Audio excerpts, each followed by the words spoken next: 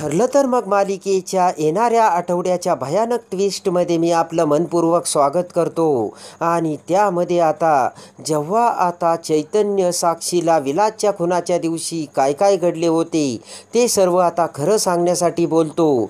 तेव्हा केसवरचे आपल्यावरचे लक्ष डायव्हर्ट होण्यासाठी हुशार साक्षीने मोठा खेळ करून तन्वीला त्यामध्ये अडकून विलासच्या खुनाच्या दिवशी तन्वीने मधुभाऊच्या डोक्यात कसा फ्लॉवर पॉट मारला हे सत्य जेव्हा साक्षी ही चैतन्याला सांगते त्यावेळेस एकच मोठा धमाका उडून चैतन्य जेव्हा ते सत्य अर्जुनला सांगतो आणि अर्जुन ते रविराजच्या कानावर घालतो त्यावेळेस मात्र एकच मोठा धमाका उडून रविराज हा काय करतो हे या व्हिडिओमध्ये आपल्याला बघावयास मिळणार आहे.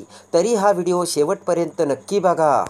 यामध्ये शिवानी जाधवला कोर्टामध्ये हजर करून अर्जुनने शिवानी जाधव आणि साक्षीचा व्हिडिओ देखील कोर्टात दाखवलेला असतो आणि त्यामुळे साक्षीने कोर्टाची दिशाभूल केली आणि कोर्टामध्ये खोटे कागदपत्र देऊन कोर्टाला फसवले. यासाठी जज हे साक्षीला दोषी ठरवून 50,000 रुपयाचा दंड करतात.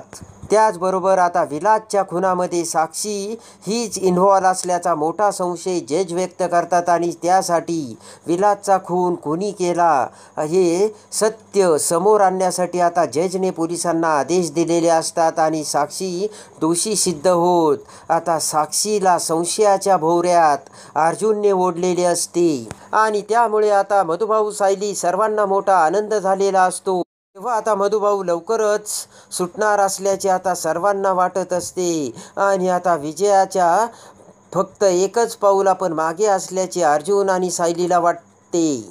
इकडे भर कोर्टात साक्षी ही तोंडावर आपटलेली असते आणि त्याचबरोबर साक्षीने आपल्याला अंधारात ठेवून आपल्यापासून खूप मोठे सत्य लपवले याचा चैतन्याला राग आलेला असतो आणि त्या रागाने चैतन्य साक्षीसोबत बोलायला सुद्धा तयार नसतो.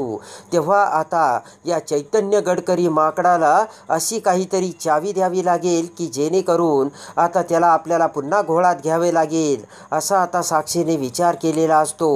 चैतन्याचा राग काही जात नसतो. तेव्हा साक्षी गोडी गुलाबीने चैतन्याला पुन्हा आपल्या प्रेमाच्या जाळ्यात अडकवू लागते.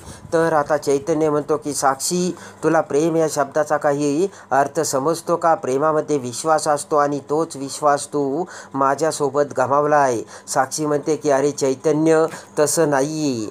तेव्हा चैतन्य म्हणतो की आपल्याला या केसमध्ये जर जिंकायचे असेल आणि या केसमधून तुला जर बाहेर पडायचं असेल तर विलासचा खून ज्या दिवशी झाला त्या रात्री नेमकं काय काय घडलं याची सर्व डिटेल्स मला तू सांग साक्षी असे साक्षीला विचारताच इकडे चैतन्य त्याने त्या अगोदर खूप मोठी तयारी केलेली असते आणि चैतन्याने आपला मोबाईलचा व्हिडिओ रेकॉर्डर ऑन करून साक्षीचा व्हिडिओ काढण्यासाठी चैतन्याने त्याचा मोबाईलसुद्धा रेडी करून ठेवलेला असतो.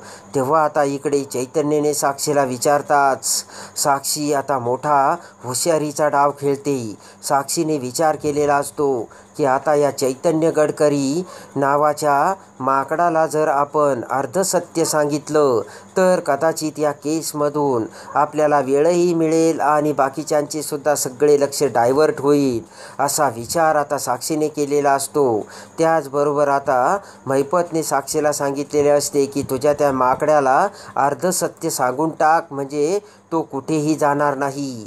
तेव्हा साक्षी म्हणते की चैतन्य मी तुला सांगते. चैतन्य म्हणतो सांग ना साक्षी. तेव्हा साक्षी म्हणते की मी विलासचा खून केलेला नाही आणि विलासच्या खुनामध्ये तन्वीचा सुद्धा मोठा हात आहे. तेव्हा चैतन्याला सुद्धा मोठा धक्का बसलेला असतो. चैतन्य म्हणतो की खरं काय झालं ते सर्व मला सांग.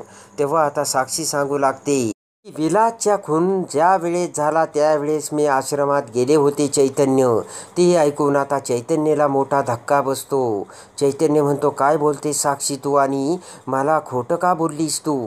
तेव्हा साक्षी म्हणते की अरे चैतन्य मी घाबरले होते पण मी तुला खात्रीने सांगते की मी विलासचा खून केला नाही.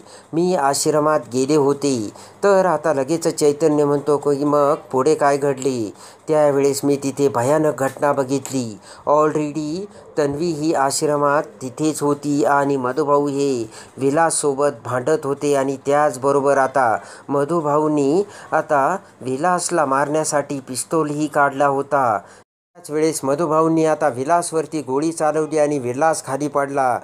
तेव्हा तन्वी खूप घाबरलेली होती आणि तेव्हा आता मधुभाऊ आपल्याला जर मधुभाऊंनी बघितले तर ते आपल्यालासुद्धा मारतील या भीतीने तन्वीने मधुभाऊच्या डोक्यात फ्लॉवर पॉट मारला आणि तन्वी आता फ्लॉवर पॉट मारताच मधुभाऊ खाली कोसळले. तेव्हा तन्वी खूप घाबरली आणि तिने मला फोन करून बोलावले आणि आता तिथे घडलेली सर्व हकीकत सांगितली.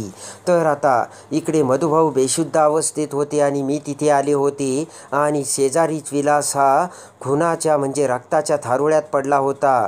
तेव्हा आता तन्वीने तिला वाचवण्यासाठी आता माझी मदत घेतली आणि मला सांगितले की साक्षी प्लीज हे असं असं घडलं आहे, तेव्हा यातून मला बाहेर काढ. तर आता तन्वीने विलासच्या बॉडीची विल्हेवाट लावली आणि मग ही तन्वीला विलासच्या बॉडी बाजूला नेण्यासाठी मदत केली.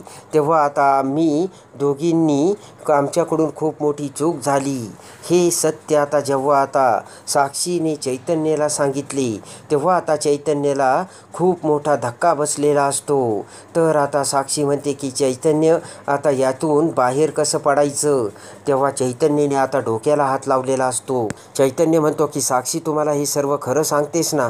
तेव्हा साक्षी म्हणते की आपल्या प्रेमाची शपथ चैतन्य, मी काहीही केलं नाही. मधुभाऊंनीच विलासवर गोळी चालवली आणि तन्वीने मधुभाऊच्या डोक्यात फ्लॉवर पॉट मारला. मी फक्त तिथे गेले आणि तन्वीला यामध्ये फक्त मदत केली. तेव्हा आता चैतन्याला मोठा धक्का बसलेला असतो. तर आता चैतन्य म्हणतो की साक्षी तू काही काळजी करू नकोस, आता मी अजून आपले पुरावे कसे स्ट्रॉंग होईल हे बघतो.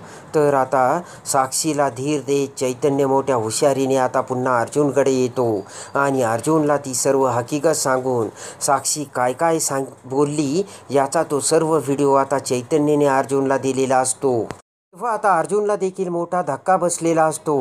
तर आता अर्जुन चैतन्याला म्हणतो की साक्षी पुन्हा खोटं बोलतीये चैतन्य, कारण मधुभाऊंनी विलासवरती गोळी चालवलीच नाहीये. पण मला एक गोष्ट कळत नाही की साक्षी तन्वीला यामध्ये का घेते. तेव्हा आता चैतन्य म्हणतो की मलासुद्धा तेच काही कळत नाही. तर आता चैतन्य म्हणतो की आपण रविराज सरांच्या कानावर जर ही गोष्ट सांगितलं तर कदाचित आपल्याला या केसमध्ये त्यांची मदत मिळेल. तेव्हा आता अर्जुन ताबडतोब आता रविराजांना बोलावतो आणि रविराजांना ती सगळी हकीकत सांगतो. चैतन्याला बघताच आता रविराजांना मोठा धक्का बसलेला असतो. अर्जुन म्हणतो की तुम्ही काही काळजी करू नका, साक्षीचा खरा चेहरा चैतन्यासमोर आला आहे आणि चैतन्य आपल्या बाजूने आहे. तेव्हा आता रविराजांच्या जीवात जीव आलेला असतो आणि आता अर्जुन साक्षी काय काय म्हणाली त्याचा तो सर्व व्हिडिओ रविराजला दाखवतो. तेव्हा आता रविराजला सुद्धा मोठा धक्का बसलेला असतो आणि आता साक्षी ही आपल्या तन्वीला यामध्ये ओढून घेते याचा आता रविराजला राग आलेला असतो. रविराज म्हणतो की माझी तन्वी खून कधीच करू शकत नाही. तेव्हा आता अर्जुन म्हणतो की मला सुद्धा तेच कळत नाही की साक्षी तन्वीचं का नाव घेते आणि तन्वीला का मध्ये घालते. अर्जुन म्हणतो की सिनियर तुला राग येत असेल पण तन्वीचा सुद्धा यामध्ये काही संबंध नक्कीच असणार आहे. पण हे सर्व आपण पुराव्यासकट शोधून काढू, तोपर्यंत आता बोलण्यात काहीही अर्थ नाही आहे. तर आता रविराजसुद्धा गोंधळून गेलेला असतो. रविराज म्हणतो की असं असेल तर मी चापकाचे फटके मारून तन्वीकडून सत्य वधून घेईल. तेव्हा अर्जुन म्हणतो की सिनियर आत्ताच तू तन्वीला काही बोलू नकोस, तन्वीला थोडंसं अंधारातच राहू दे आणि आपण या केसचा आणि या व्हिडिओचा डिटेल स्टडी करू आणि मग काय करायचं ते विचार करून ठरवू. तर आता रविराजला खूप राग आलेला असतो. रविराज म्हणतो की नक्की खरं काय आहे ते आता शोधून काढावंच लागेल. तर आता रविराज हा तन्वीला त्याचा जाब विचारणार का. तर आता साक्षीने तन्वीचे नाव घेऊन तन्वीला यामध्ये अडकून आता साक्षी केसला नवीन वळण देते की काय. तर आता अर्जुन आणि चैतन्य काय करतात हे बघण्यासाठी आणि ठरलं तर मग मालिकेच्या डेली अपडेटसाठी बेल नोटिफिकेशनवर क्लिक करून आपल्या चॅनलला लाईक करा, सबस्क्राईब करा.